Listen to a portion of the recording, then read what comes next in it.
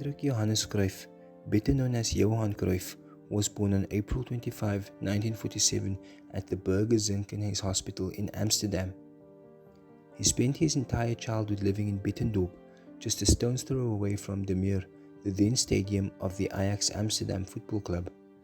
He was the second son of Hermanus Cornelius Cruyff and Petronella Bernarda Dreyer, who were both humble, working-class people. The Cruyffs ran a small vegetable store, and his mother, Nell, also volunteered as an occasional assistant in the Ajax Stadium canteen. As a youngster, Johan, along with his older brother Henny, spent many hours practicing his favorite sports, football and baseball. The two would have never imagined that they'd end up signing for the famous old club that was right on their doorstep. Cruyff was just 12 years old when his father died of a heart attack. The death hit the family hard, and his mother started working as a cleaner at Ajax. She eventually married the groundsman, Henk Angel, who turned out to be a key influence on young Johan's life. Henk, along with a desire to make his late father's dream of seeing his son in the Ajax first team come true, encouraged Cruyff to pursue a career in football.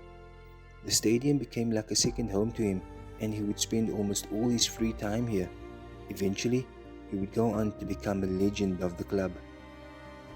Cruyff was 6 years old when he and his 8-year-old brother were first scouted and offered places in the Ajax Academy. Here, he quickly rose through the ranks, playing for their various youth teams. Obvious ability and assured confidence despite his tender years gained him notoriety and accelerated his development. He made his professional debut for the Ajax first team in 1964 at the age of 17, where he scored their only goal in a 3-1 defeat. His impact on the first team was immediate.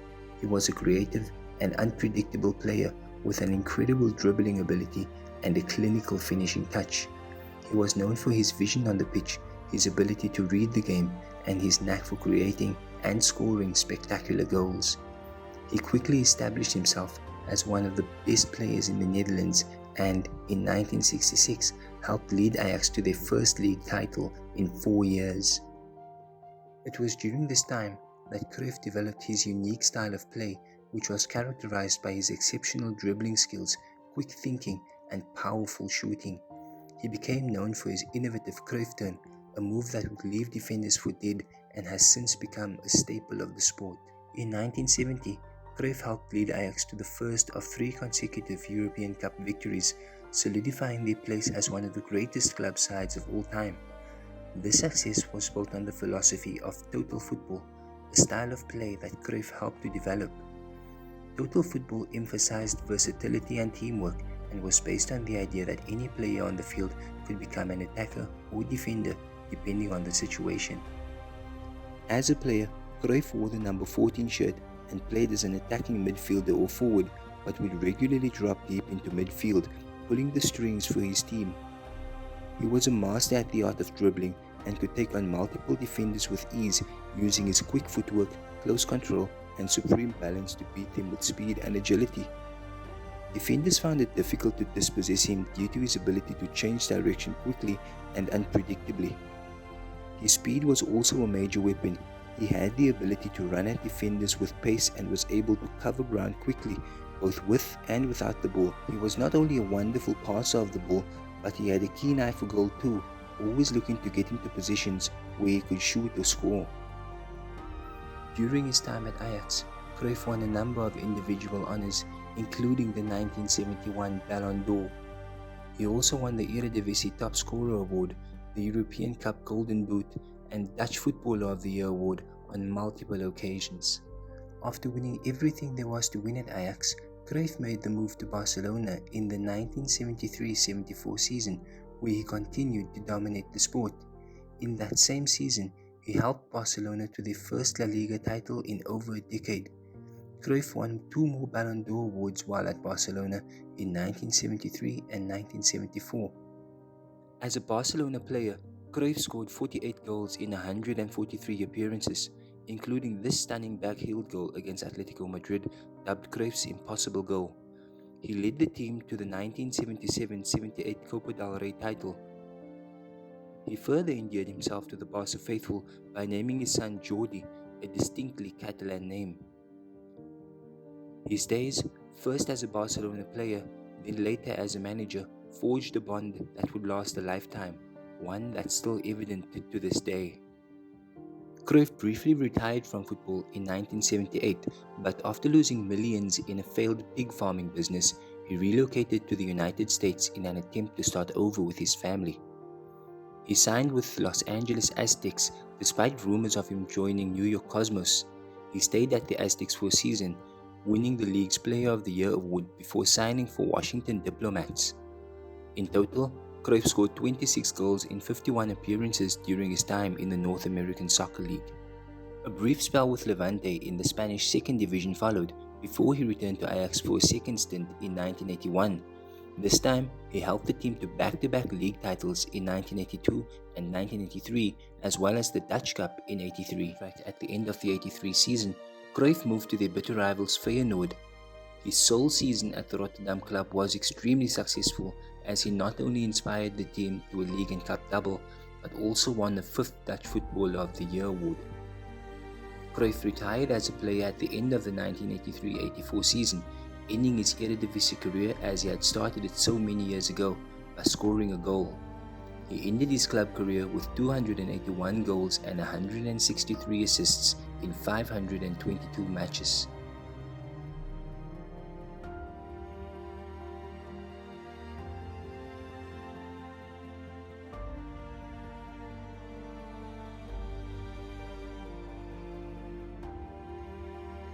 Cruyff's international career was as eventful as it was impressive. He made his debut for the Netherlands in 1966 in a Euro 68 qualifier against Hungary, scoring in a 2-2 draw. At the 1974 World Cup, he played a key role in their journey to their first ever World Cup final, scoring goals against Argentina and defending champions Brazil. Ultimately, they would fall just short of winning the tournament, losing to the hosts West Germany in the final. Cruyff, however, left a lasting impression on the tournament and was heralded for his performances. Cruyff retired from international football in October 1977. This came as a huge surprise, especially since he had just helped the Netherlands qualify for the 1978 World Cup in Argentina. Almost 30 years later, he would reveal that he and his family had been the victims of a kidnap attempt just a few months before the tournament. He had been living with his wife and 3 young children in Barcelona at the time. Although he did not say whether this contributed to his early retirement in 1978, it can certainly be seen that way. As a Dutch international, Cruyff played 48 matches, scoring 33 goals. He remains joint 9th on the all-time scorers list. After retiring from playing, Cruyff went into coaching, where he would establish himself as one of the most important men in the history of the sport, revolutionizing the way the game is played. He took charge of his beloved Ajax in 1985.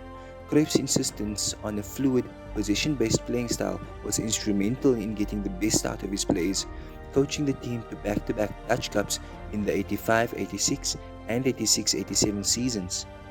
Using Cruyff's system, a young Ajax team won the 1995 Champions League under Louis van Gaal. He would go on to manage Barcelona between 1988 and 1996. Here, he built a squad of serial winners that would win 4 consecutive Spanish league titles between 1991 and 1994. They also secured their first European Cup win in 1992.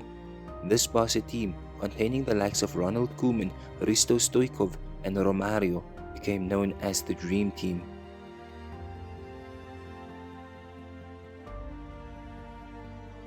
While at Barca, Cruyff founded and pioneered the development of La Masia, the club's now legendary academy.